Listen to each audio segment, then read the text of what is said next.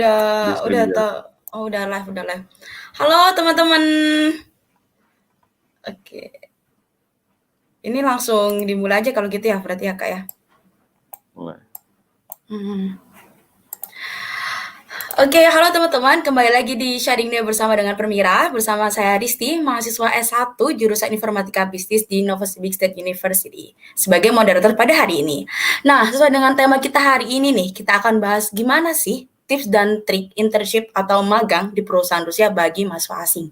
Kalau teman-teman penasaran dan mau tahu lebih lanjut terkait tema kali ini, maka pantengin terus Sharing Day kita kali ini.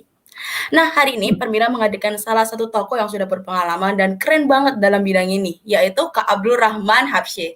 Kita sama dulu pembicara kita pada hari ini. Halo Kak Abdul. Halo Mbak Disti. Halo Gimana kawan-kawan semua. kabarnya Kak? Alhamdulillah baik. Apa kabar? Alhamdulillah saya di sini juga baik. Kak Abdul sekarang posisi di mana ini Kak?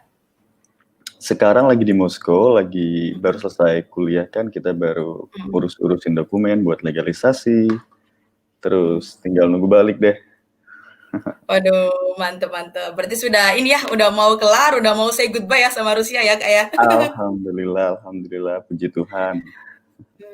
Kemarin gimana Kak selama kuliah ini? Perasaannya, kemudian ketika lulus ini gimana perasaannya dan apa struggle-struggle kemarin waktu kuliah selama ini? Kalau dibicarain struggle-nya tentu banyak ya. Kayak Mhm, kawan-kawan kita yang kuliah di sini mungkin sudah pada tahu, apalagi yang di Siberia, yang di daerah-daerah Yakutsk, Irkutsk, mhm, mhm, Krasnoyar, Tomsk, mhm, dingin, terus makanan kan. Cuma mhm. Benar-benar. sisanya semuanya lancar. Terus ya itu sih minusnya tahun ini kita lulus dengan predikat Corona graduated student.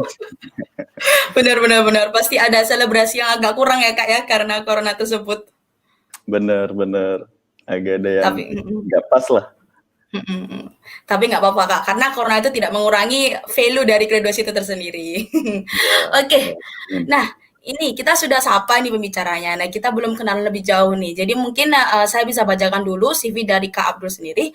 Jadi Kak Abdul ini beliau adalah mahasiswa jurusan S2 ya di jurusan Petroleum Refining and Chemistry di Universitas Siberian Federal University di Krasnoyar. Nah, beliau sendiri juga aktif di berbagai organisasi, salah satunya itu SBA, kemudian ICME, Bangun Energi, dan juga KMI.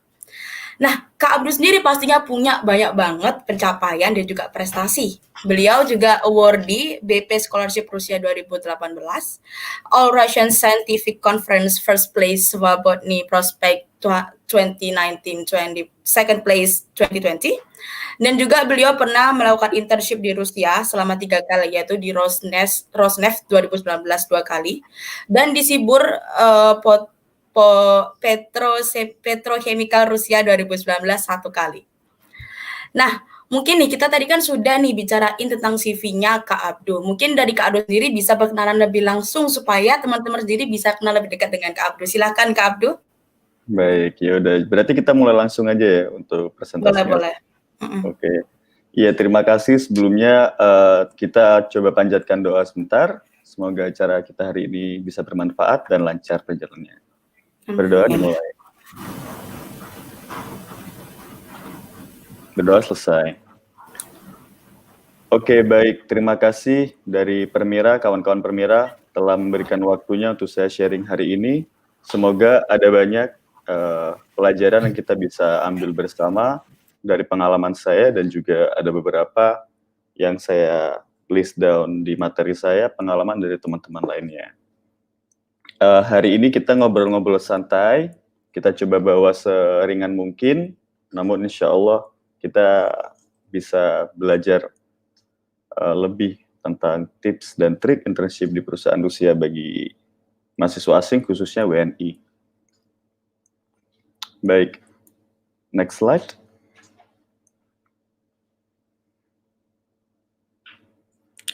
Oke, tadi sudah disebutin beberapa hal dari CV saya. Jadi jurusan saya itu Petroleum Refining and Chemistry.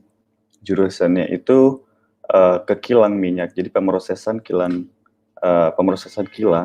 minyak mentah menjadi produk-produk siap pakai dan bisa didistribusikan ke market. Itu mengenai jurusan S2 saya. Dan untuk tesis saya, kemarin saya ambil 2 tesis, salah satunya itu mengenai corrosion inhibitor untuk oil and gas pipeline, dan juga mengenai produksi biolubricant dari limbah pemrosesan minyak goreng, dari pemrosesan kilang minyak goreng, seperti sunflower, palm oil, dan sebagainya. Di slide berikut kita bisa lihat saya memiliki beberapa pengalaman untuk magang di Rusia.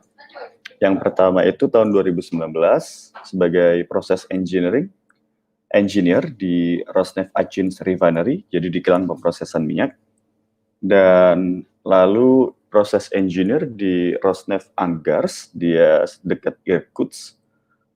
Dia lebih ke bukan cuma oil, di sana juga produksi petrochemical di refinery-nya.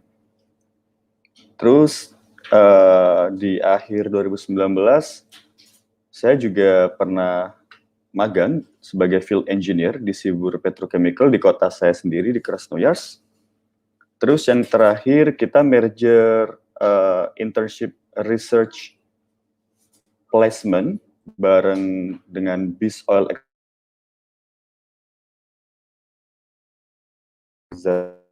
di Altai.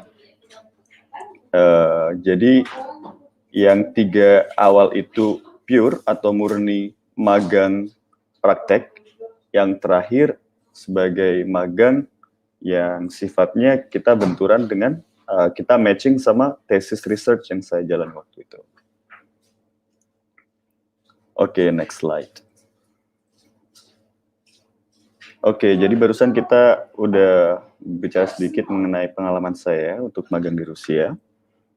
Selanjutnya ada beberapa poin nih, kenapa kita harus atau seenggaknya bisa intern di Rusia atau magang di Rusia. Ini poin yang aku ambil di sini, tentu sifatnya bukan spesifik, ini mengenai tentang pengalaman saya ketika saya magang di Rusia. Yang pertama, yang saya rasa ketika kita magang di Rusia, kolega-kolega di tempat kerja itu level atas maupun level ke kanan maupun level ke bawah, seperti bachelor intern, semua itu respect banget, menghormati keberadaan kita, dan mereka treat kita atau memperlakukan kita layaknya kita itu sebagai pekerja tetap di perusahaan itu. Lalu yang kedua, banyak hal-hal di sekeliling kita ketika kita kerja di perusahaan-perusahaan Rusia itu yang akan lebih meningkatkan interpersonal skills kita. Jadi creativity kita, decision making, terus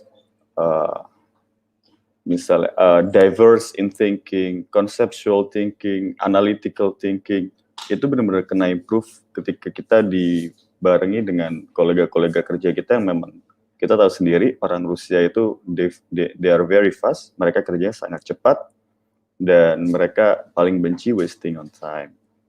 Terus kita juga termotivasi untuk lebih independen atau lebih mandiri ketika kita dihadapkan dengan lingkungan yang memang beda dari lingkungan yang ada di Indonesia seperti yang kita ketahui sana.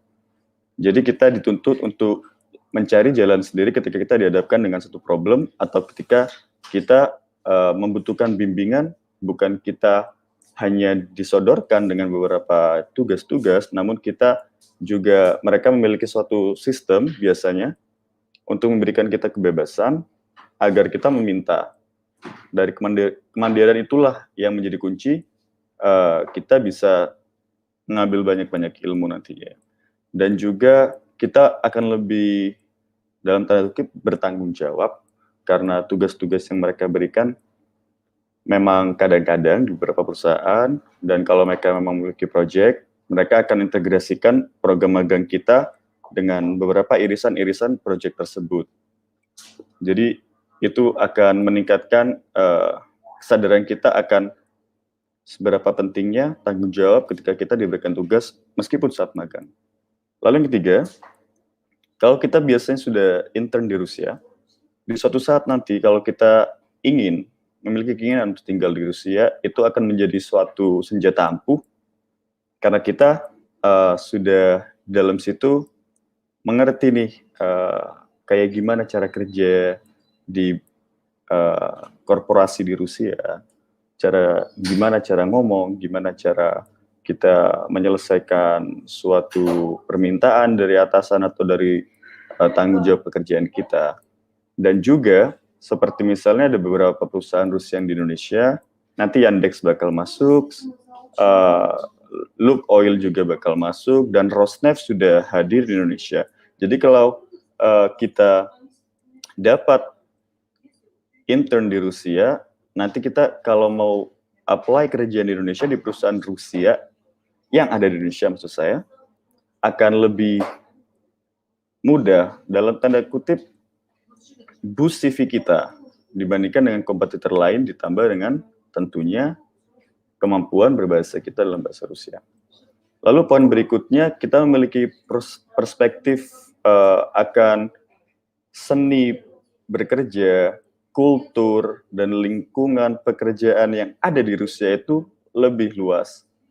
Itu akan sangat membantu kita beradaptasi di banyak tempat kerja nantinya di masa yang akan mendatang. Nggak cuma di Indonesia pun ada banyak perusahaan-perusahaan multinasional yang banyak di sana itu kultur kerjanya pun nggak kayak di perusahaan-perusahaan nasional. Jadi adaptasi itu yang bakal kita dapatkan sangat kuat dari pengalaman kita kerja di sini. Dan tentunya yang terakhir yaitu network expansion.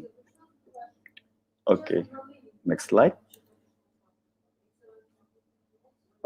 Oke, jadi kita sekarang langsung aja masuk ke langkah-langkah gimana sih cara kita bisa dapat internship di luar negeri, khususnya di Rusia. Kita sendiri sudah tahu di Rusia, dari rumor-rumor teman-teman internasional kita, dari alumni-alumni pelajar Indonesia kita, mereka kan banyak yang bilang tuh, males nih mau nge-apply di Rusia, ujung-ujungnya juga wasting time, ujung-ujungnya juga nggak dapet.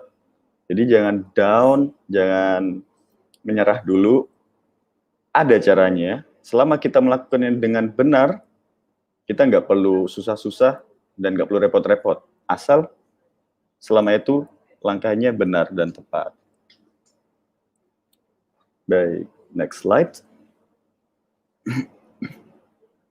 Ini nih langkah pertama. Langkah pertama, kita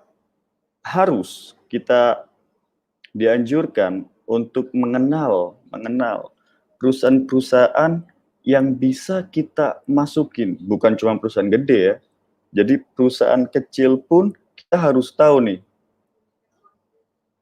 di mana kita bisa melakukan magang atau mengaplikasikan ilmu kita di korporasi-korporasi di Rusia. Ini alangkah lebih baiknya untuk pelajar-pelajar, kawan-kawan yang memulai dengan PATFAK. Nah, waktu PATFAK itu, kalian sudah harus buat list nih, rajin-rajin buat list. Perusahaan-perusahaan mana aja nih yang bisa aku apply di Rusia. Kita identify satu-satu, kurang lebihnya kita matching. Tapi ada priority yang aku tulis di sini. Kita coba untuk melihat perusahaan-perusahaan itu yang ada di sekitar rayon kita, atau di kota kita, atau di provinsi kita. Yang kedua, kita harus tahu, biasanya ini ada di website kampus-kampus kita, atau ada di majalah kayak pamflet, ataupun bukan student handbook, kayak reklama gitu kan, partnership company dari universitas kita itu apa aja. Biasanya tuh banyak tuh di situ. Kita lihat satu-satu, kita ambil, kita list down lagi. Terus coba pilih, kalau udah kita list dari 2 elemen di atas, urutin lagi dari yang multinasional. Kira-kira ada nggak yang international company yang punya branch di negara lain? Lalu kita harus cari tahu lagi di tempat-tempat itu ada nggak alumni dari universitasku yang dapat magang di situ? Nah, jadi kalau sudah keempat ini memenuhi dari yang dekat dengan tempat kita, partner dengan universitas kita, lebih baik kalau dia multinasional, dan ada alumni dari kampus kita, alumni Russian pun nggak ada masalah. Kita tinggal lihat, apa ada kemungkinan kita untuk magang di sana. Dan yang terakhir, ya tentu ketika kita sudah punya banyak list itu tadi, kita matching aja. Activity dari company itu sama nggak sama kepentingan kita, sama nggak sama teori-teori yang kita pelajarin selama ini. Kalau sama, priority-nya kita ubah lagi. Nanti di situ bakal pinter-pinter aja ngerangkai list company-company yang bisa kita daftar. Ini sama kok kayak di Indonesia, cuman di Rusia kita pinter-pinter aja nanti buat list down-nya.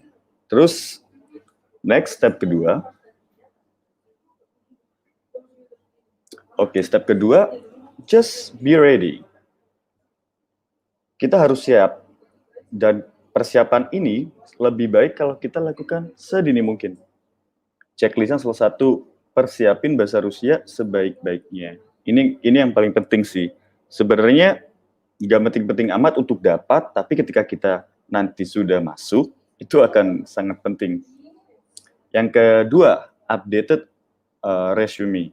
Kita wajib tahu nih, beda kita punya international CV atau international resume style itu kadang-kala beda sama di Russian style, tipe-tipe Russian CV atau surat lamar kerja. Kita wajib cari tahu kayak gimana sih orang Rusia nulis CV. Kita harus sama, jangan kita punya style di Indo atau yang international CV standar, kita masukin kadang mereka kurang interest. Terus rajin-rajin tiap semester setelah zachot, setelah eksamen, langsung minta ke koordinator atau sama ke departemen kita untuk dapat priložennya, dapat transkrip terakhir kita. Terus yang itu tadi, yang keempat itu pelajari company-company itu secara rutin nih, rutin. Sehari 10 menit aja ya, baca-baca, oh company ini yang udah kalian list down tadi, yang aku sebutin sebelumnya, yang udah kalian list down, update-update aja, apa aja activity company ini selama setahun ke belakang, selama beberapa minggu ke belakang, kita pelajarin aja. Bawa santai aja melajarin tentang perusahaan-perusahaan itu. Terus, ini kalian juga yang paling penting, wajib nih, kita harus tahu apa yang ingin kita dapatin setelah kita melakukan magang di tempat-tempat yang sudah kita list. Misalnya di company ini, oh aku bisa perform ini nih, di company ini aku bisa perform ini. Nah, kamu harus tahu lah, paling nggak nanti ada gambaran garis besarnya, setelah aku internship itu, aku pengen acquire ilmu ini. Terus, kita wajib latihan buat nulis proposal letter yang baik. Kalau bisa, kita bareng sama anak-anak alumni, sama dosen-dosen kita, atau siapapun yang kita rasa mumpuni buat mentor kita. Dan yang terakhir, dokumentasi kelayakan tinggal kita di Rusia, visa dan juga asuransi. Itu nanti kalau timing kita misalnya magang di bulan Agustus sampai bulan September, kalian harus cek nih, kira-kira kita punya visa itu ngurusnya kapan, matinya kapan, insurance-nya gimana. Ini kita harus diskusin bareng-bareng sama protokol office ataupun dengan kampus kalian. Nanti kalau kalian punya plan periodenya sekian, nanti kayak gimana ngurusinnya. Soalnya kan kadang-kadang bulan Juli, bulan Agustus tuh buat ngurusin visa. Jadi jangan sampai jatuh di proses dokumentasi yang penting ini. Oke, next slide.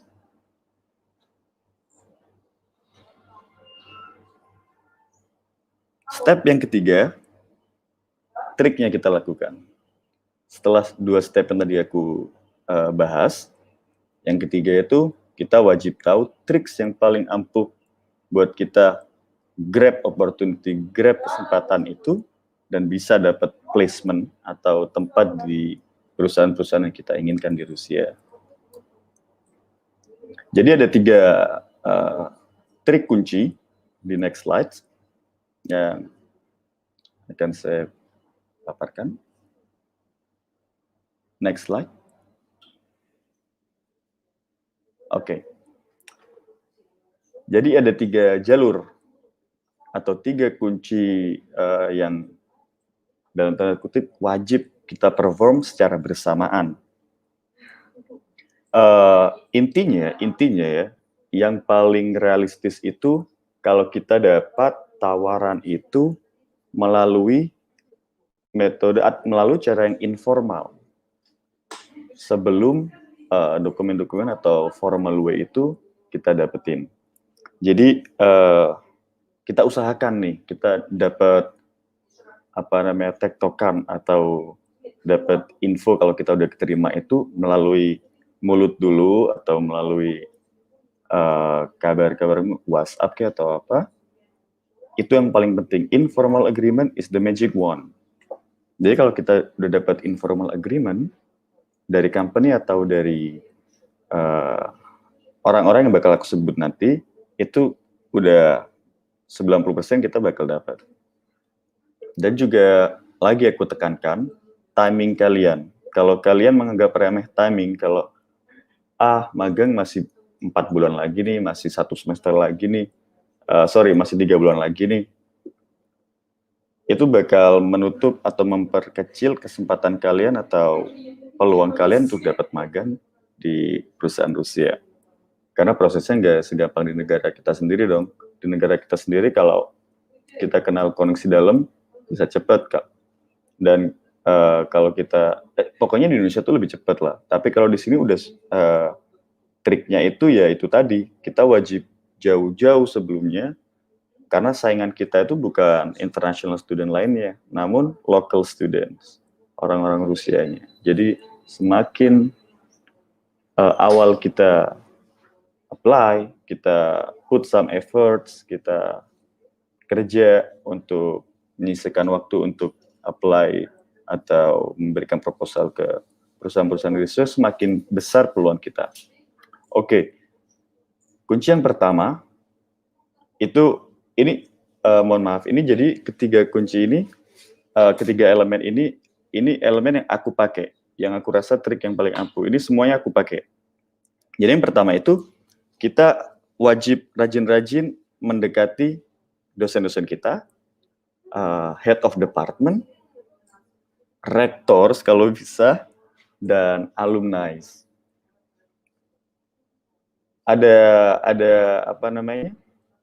Senjatanya nih. Senjatanya itu kalau kita udah approach mereka, kalian udah bikin percakapan bareng mereka, kalian utarain keinginan kalian untuk magang di Rusia, untuk dapat kesempatan praktek di Rusia, dan mereka sudah mendengarkan. Apalagi kalau kalian punya 1 atau 2 dosen yang dekat, yang simpati dengan kalian, itu bakal jadi jalan yang bagus nantinya. Usahain 1 atau 2 dosen pengalaman, deketin sedekat-dekatnya. Dan juga cari tahu alumni. Nanti kalau kalian sudah dapat pilihan-pilihan yang mereka anjurkan, kayak pergi ke company ini nih, ke company ini nih, kira-kira kalian bisa, kata mereka seperti itu. Ya udah, tadi yang aku bilang, yang proposalnya itu coba kalian sodorkan ke mereka. Nanti kalau kita waktu apply ke perusahaan itu, jangan pakai email kita. Kalau bisa minta mereka yang kirimin. Kalau bisa dengan formal request dari universitas. Kalau nggak bisa pun nggak masalah. Intinya tadi, informal agreement itu kuncinya. Informal. Jadi kalian jauh-jauh sebelumnya tanya-tanya aja sama perusahaan itu. Mohon maaf, apakah ada peluang bagi saya untuk magang di bulan Juli, Agustus, atau awal September di perusahaan Anda? Saya ingin gini periode atau jangka waktu praktek saya sekian lama, dan saya ingin ada di departemen ini, kemampuan saya ialah ini, yang saya pelajari ialah ini, tulis saja di proposal itu, latihan terus, nanti tunjukin ke alumni ataupun ke dosen yang kita rasa mereka punya jalan buat kita untuk ngasih dokumen kita ke company itu, atau mereka punya relasi, atau mereka kalau nggak ada relasi, kalau nggak ada hubungan apapun dengan company itu, seenggaknya email mereka itu bakal lebih dipandang daripada email pribadi kita. Itu intinya. Nah, kunci yang kedua, ini trik yang aku dapat ketika aku dapat magang di Sibur. Sibur itu perusahaan petrochemical yang terbesar di Rusia. Gimana caranya nih? Nah, waktu itu aku ajak teman-temanku. Aku ajak 8 orang seangkatan. Aku offer ke dosen, aku bilang, please bisa nggak universitas kira-kira mengadakan site visit atau visit ke perusahaan untuk mengenal lebih dekat gimana nantinya perusahaan yang memang related dengan apa yang kita pelajari, itu bekerjanya seperti apa, di realitanya itu seperti apa, itu kita pelajari. Nah, ketika kita sudah dapat izin untuk site visit, biasanya dibarengin dengan orang kampus, nantinya bakal ada janjian tuh dengan orang perusahaan. Nanti datang tanggal sekian, jam sekian, tata cara berpakaian seperti ini. Nanti waktu kalian visitnya sekian lama, 2 jam, 3 jam, 4 jam, bebas. Setelah itu semua dapat, nanti kalian datang. Ketika datang, ada rahasianya nih. Tanya aja, iseng aja, jangan pernah malu. Tanya HR, manajer, emailnya. Nah, di situ intinya. Terus tanya-tanya, ulik-ulik terus aja. Ada nggak alumni dari universitasku yang kerja di sana? Cari tahu siapa namanya. Cari-cari tahu terus. Biasanya kan kalau kalian plan visit ke perusahaan IT nih, kalian belajar IT, kalian ke sana, alumninya ada. Berarti alumninya kebanyakan kan dari jurusan yang sama. Nanti kalau waktu udah dibalik ke kampus, tanya aja sama dosen-dosen, Pak, kenal nggak sama alumni yang namanya ini? Kalau misalnya nggak ketemu di perusahaan itu sama orang yang kerja dari universitas kita, tanya aja sama dosen-dosen, kontaknya dia, chat dia. Nggak susah sebenarnya, santai kok ini. Cuman the earlier you perform this, the better it is. Oke, chance-nya tuh lebih gede. Yang kedua ini benar-benar menarik, pokoknya. Site visits. Terus yang ketiga ini thesis research, internship berdasarkan topik riset kita. Ini yang aku perform terakhir sebelum lulus. Saya memiliki kesempatan buat ke R&D department di Bis Oil Extraction Plant di Altai. Mereka memberikan saya peluang untuk nggak cuma perform riset saya di laboratori kampus, namun juga di laboratori mereka, di mana kita tahu operasionalnya sehari-hari seperti ini. Oh, kayak gini caranya. Oh, kayak gini. Tantangan-tantangan yang mereka hadapin setiap hari, yang mereka hadapin setiap bulan, itu seperti ini. Dan target-target mereka seperti ini. Jadi kalau kita perform lab di tempat yang pas, itu rasanya kita lebih ngerti ini apa keluh kesah perusahaan yang mereka hadapi. Ini dia agak menantang sebenarnya untuk nyocokin. Ini bisa ambilnya itu bisa di tahap ketika kita decide topik yang akan kita bahas atau topik yang akan kita ambil untuk riset kita ataupun setelah. Nah, kalau aku pada saat ini aku ambilnya sebelum. Jadi aku waktu itu ambil riset topik sambil aku cari-cari kira-kira di mana nih aku bisa join research di laboratori, misalnya perusahaan-perusahaan yang punya laboratori. Aku pasin dengan bisnis activity mereka. Oh, aktivitas bisnis mereka ini. Oh, target mereka itu untuk membuat produk seperti ini. Jadi aku dempet-dempetin aja elemen-elemen di riset aku dengan apa yang mereka lakuin di perusahaan mereka. Ketika banyak kesamaan, ketika kepentingannya itu sejalur, nanti kalau kita buat proposal melalui dosen kita untuk ke perusahaan itu, seenggaknya lebih dari 70% mereka bakal consider, mereka bakal memberi kesempatan untuk kita 2 minggu, 1 bulan, 6 minggu, untuk kita itu bisa riset magang di tempat mereka dan mereka bakal kasih akomodasi biasanya. Oke, itu tadi triks dan tips dari saya. Next slide. Nih, ada secret atau tambahan rahasia dari aku. Aku ulangin lagi. Always have contact. Selalu punya kontak dengan orang-orang yang aku mention tadi. HOD, alumni, employers, dosen. Bangun relasi, bangun koneksi. Orang Rusia itu sebenarnya mereka care, Bu. Mereka caring people, mereka empatinya tinggi. Mereka mengerti, apalagi dosen-dosen. Kalau kita nemu satu dosen yang mengerti tentang potensi kita dan dia mengerti akan kebutuhan kita, biasanya mereka akan memberikan kita fasilitas untuk mendengarkan, hearing. Jadi jangan khawatir, bangun relasi itu. Dan yang terakhir, impress atau bikin wow head of department atau salah satu dosen kalian. Buat wow aja, kayak, oh kalian suka dosen ini kayaknya bisa saya, ini prospek nih untuk saya nantinya bisa minta rekomendasi atau melancarkan jalan saya untuk dapat magang di Rusia. Impress dia di kelas dia. Kalau dia misalnya buka peluang untuk jadi research assistant di laboratorium dia, maju, tunjukin kalau kalian itu pengen. Kayak seenggaknya tawarin aja, saya free, saya banyak hal-hal di mana kalian tuh build your connectivity between you and your lecturers. Sekuat mungkin dia bakal jadi orang yang ngebantu dan ngebimbing kalian nantinya. Jadi itu tadi beberapa triks dan tips yang gak banyak international students tahu dan memang saya rasa efektif sih selama ini saya pakai di Rusia. Next slide. Lalu apa? Lalu yang saya bisa katakan, kalau itu bisa bekerja untuk aku, itu berhasil, aku jalanin, itu juga bakal berhasil buat kalian. Jadi jangan biarin rumor-rumor dari mahasiswa-mahasiswa lain, mahasiswa internasional, itu membuat kalian down, membuat kalian desperate.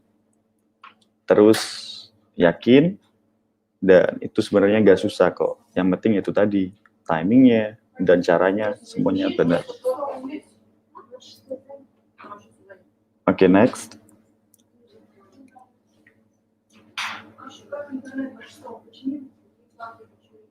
Terima kasih banyak. Ini slide terakhir saya. Kalian semua, kawan-kawan, adik-adik dan rekan-rekan semua yang ada di Rusia selalu bisa menghubungi saya melalui email di atas atau melalui Instagram saya. Terima kasih dari Permira dan dari kawan-kawan semua yang telah mendengarkan sesi sharing hari ini. Sekian dari saya. Terima kasih. Terima kasih banyak Kak Abdul. Waduh, tadi banyak sekali ya sharing-sharingnya, mulai dari kenapa sih kok kita harus interest di Rusia, kemudian poin-poin apa yang bisa kita dapatkan, dan skill apa yang bisa kita dapatkan.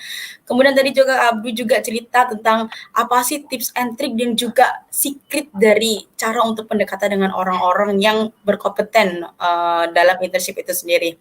Nah, oke, untuk mempersingkat waktu, mungkin kita bisa langsung saja masuk ke sesi pertanyaan dan tanya jawab. Mungkin ini ada pertanyaan ya, yang pertama dari Kak Amalia Raras, yaitu, "Kak mau tanya dong, kalau cari-cari info perusahaan yang buka magang itu biasanya kemana ya? Apakah ada website atau akun yang memberikan info perihal magang tersebut?" Terima kasih Mbak Raras, Mbak Amang. Iya, jadi biasanya sama, mereka biasanya buka dari, kalau kalian di website kampus kalian ada portal untuk mahasiswa, untuk lowongan kerja atau lowongan magang, itu lebih gampang aksesnya. Cuman kadang mereka biasanya post melalui VK. Nah, itu cek aja di VK mereka, kontak aja admin mereka di VK. dan juga bisa di website mereka tentunya. Namun nggak banyak mereka yang offer seperti itu. Ada juga. Coba datang ke exhibition. Biasanya di kampus-kampus kita itu tiap tahun tuh ada 2 atau 1 kali itu exhibition company-company untuk ngerekrut orang-orang yang bakal magang gitu kan. Cari tahu aja tahun kemarin company apa aja nih yang datang yang ngisi. Jangan nunggu exhibition selanjutnya, tapi tanya tahun kemarin itu siapa aja yang ngisi. Biasanya mereka bakal buka balik. Dan lebih dari itu tanya ke dosen pastinya dan tanya ke support office atau ke HOD kita lah. Tanya perusahaan mana aja nih yang biasanya buka-buka placement. Jangan tanya perusahaan mana nih yang kira-kira menerima saya. Jangan. Perusahaan mana aja nih yang biasanya buka tempat posisi magang. Seperti itu sih. Oke, baik. Terima kasih Kak Blue untuk jawabannya. Semoga menjawab pertanyaannya Kak Amalia Raras ya. Oke, selanjutnya Kak, menurut Kakak, kenapa sih mahasiswa asing S1 ini masih sulit untuk diterima magang di perusahaan besar Rusia seperti Gazprom dan juga Rosneft? Padahal bahasa Rusianya Oke, cukup lancar. kalau untuk di perusahaan-perusahaan Gazprom atau Rosneft itu effortnya double berarti ya. Usaha kita tuh wajib double. Karena saingan kita itu bukan cuma orang internasional. Yang orang Russian sendiri itu bener-bener bersaing gila-gilaan kan di sana. Kan sampai ada panggilan buat exhibition. Waktu di exhibition itu biasanya mereka di interview di tempat itu. Cuman mungkin yang dari di interview itu dari sekian orang yang diambil cuman nggak lebih dari 7 orang biasanya kan. Itu kalau kalian datang sendiri. Nah, kalau mau di perusahaan-perusahaan gede itu, kalau tanpa koneksi, tanpa network, saya rasa bakal susah. Apalagi kita internasional, visa kita bisa pelajar. Alhamdulillah nih, kalau nggak salah tahun ini ada regulasi baru dari Presiden, ada Dikri Presiden Putin itu yang menetapkan, kalau nggak salah kita berhak untuk kerja. Aku nggak tahu regulasinya seperti apa untuk magang. Cuman yang pasti ini lebih men-stretch atau merenggangkan regulasi kita untuk kerja dan studi di Rusia. Jadi ya jawaban aku yaitu tadi, sekarang mungkin lebih gampang dan juga dari dosen atau HOD. Mereka lebih kenal dan lebih dekat sama perusahaan-perusahaan gede. Kita datang ke exhibition, kayaknya kita bakal kalah sama yang Rusia pasti. Dari dosen sama HOD, kita intinya. Berarti memang harus ekstra ya Kak ya untuk perusahaan-perusahaan besar. Oke, baik. Selanjutnya pertanyaan dari Kak Rian Wilde. Kak, kira-kira untuk CV atau proposal sendiri, apa saja sih kemampuan dasar mahasiswa yang sudah diekspektasi oleh perusahaan untuk bahkan bisa dipertimbangkan? Mungkin bahasa Rusia, nilai matkul, dan lainnya. Dan apakah kesempatan kita lebih besar untuk apply ke perusahaan regional seperti Tantev di Tatarstan dibandingkan perusahaan nasional? Iya, ini berarti Mas Rian ini Tatnev ini berarti oil and gas kalau nggak salah dia. Oke, berarti kalau oil and gas ini aku segmen spesifik banget ngebahasnya. Kalau misalnya kalian oil and gas engineer, jadi kalian benar-benar tekuni 1, 2 atau 3 mata kuliah yang dipakai di industri. Misalnya simulasi, misalnya pakai software Eclipse. Aku kurang tahu nih untuk hulu, anak-anak hulu. Atau misalnya yang belajar geologi, geofisikanya di kuatin misalnya. Kuatin 1 atau 2 pelajaran yang punya software apalagi, itu yang biasanya dipakai di industri. Dan bahasa Rusia, ya udahlah, kita nggak usah ngebahas itu ya di CV. Yang mungkin yang bisa kita bikin beda sama yang lain di CV itu kayak kayak soft skill, terus kayak penghargaan yang udah kita dapat sebelumnya, komunitas ataupun organisasi kita aktifnya di mana aja. Itu bakal untuk S1 itu bakal menjadi distinct point pasti. Dan kalau CV-nya atau proposalnya kita kirim sendiri, nggak mungkin dihargain kalau tanpa kirim dari HOD atau dosen. Nah, di proposalnya itu, kalian yang aku sebut tadi, kita harus tahu apa yang akan kita capai. Kadang anak-anak Rusia itu berproposalnya mereka ngaco gitu loh. Mereka ngaco aja. Kita harus tahu, di situ kalian harus imbang, 50-50. 50 apa yang ingin kalian dapatkan dari perusahaan mereka ketika kalian melakukan internship di sana, dan 50% apa yang bisa kalian offer. Misalnya kalian bisa offer perbedaan cara pikir kultur orang-orang Indonesia dalam bekerja di perusahaan Rusia. Kalian bisa kayak mewarnai suasana pekerjaan, memberikan nilai baru di perusahaan untuk berinteraksi dengan mahasiswa asing kan. Kalau kalian mau ngomongnya yang teknik-teknis juga boleh, cuman yang unik-unik jangan lupa yang kita bawa gitu loh. Di proposal itu seperti itu. Mudah-mudahan menjawab ya Mas Rian. Oke, baik. Terima kasih Kak Abdul atas jawabannya. Semoga menjawab pertanyaannya Kak Rian. Nah, ada lagi nih Kak, dari Kak Marcelinus Wira. Selamat sore Kak, apakah pihak universitas membantu kita membuat relasi dengan perusahaan di Rusia? Seperti yang Kakak bilang bahwa kalau tanpa relasi akan susah magang di perusahaan besar. Iya, relasi itu tadi yang mungkin dimaksud itu relasi dengan HOD ataupun dengan dosen dan alumni ya, mungkin ya. Itu memang saya rasa, sepengetahuan saya agak susah tanpa relasi. Kalau universitas sendiri, kalau misalnya ada partnership nih ya, misalnya kayak di tempatku, partnershipnya itu sama Sibur, ya gampang. Dosen-dosennya pasti banyak yang kenal sama orang Sibur. Tektokan aja nantinya. Pak dosen kenal nggak sama, oh ya itu banyak tuh alumni, sama HR-nya tuh juga kita pada kenal. Terus manajer laboratori, manajer plan manajernya kita pada kenal di situ. Itu lebih enak kita koneksinya gitu loh. Kalau pihak universitas sendiri pasti bakal membantu untuk proses dokumen administrasi untuk kita bisa magang di sana. Asal itu tadi informal agreement itu kita udah dapat, kita udah pegang informal agreement. Ketika informal agreement udah dapat, sisa administrasinya saya rasa bakal lancar-lancar aja. Oke, baik. Terima kasih Kak Abdul atas pertanyaannya. Nah, dikarenakan ini waktu kita sudah hampir habis, maka kita langsung tutup aja untuk sharing day kali ini. Oke, teman-teman, sharing day kali ini sudah selesai dan terima kasih banyak kepada Kak Abdul atas materinya hari ini. Semoga ilmu yang disampaikan bermanfaat dan menjadikan gambaran bagi teman-teman yang berminat dan akan melakukan internship di Rusia. Nah, sekian teman-teman untuk sharing day kali ini. Saya Risti selaku moderator hari ini. Mohon pamit dan mohon maaf bila ada kesalahan dan sampai jumpa lagi di sharing day Perwira selanjutnya. Terima kasih. Sama-sama, bye-bye.